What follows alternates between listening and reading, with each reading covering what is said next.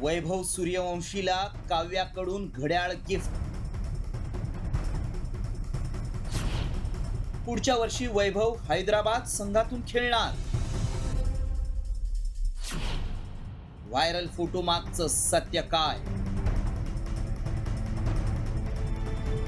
IPL मध्ये तुफान फटकेबाजी करून धावांचा पाऊस पाडणाऱ्या वैभव सूर्यवंशीला काव्या मारननं गिफ्ट दिलंय. होय, काव्या वैभवला घड्याळ गिफ्ट देतानाचा फोटो व्हायरल होतोय.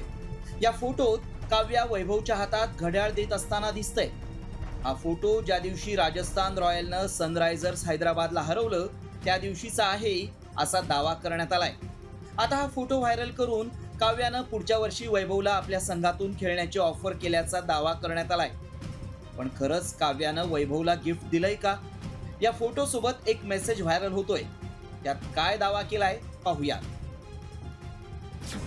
वैभव सूर्यवंशीला अशी एक गोष्ट मिळाली जी आजपर्यंत कुणालाही मिळाली नाही. SRHच्या मालक काव्या मारननं वैभव सूर्यवंशीला एक घड्याळ गिफ्ट दिलं.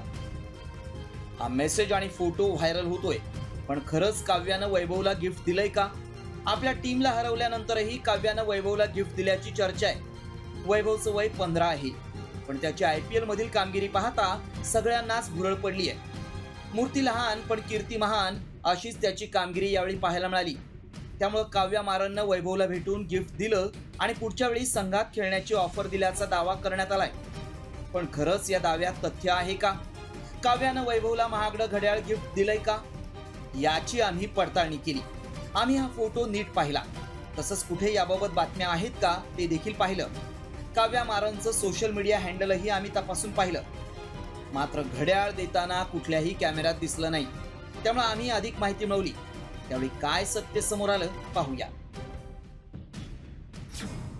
काव्या मारननं वैभव सूर्यवंशीला गिफ्ट दिलेलं नाही.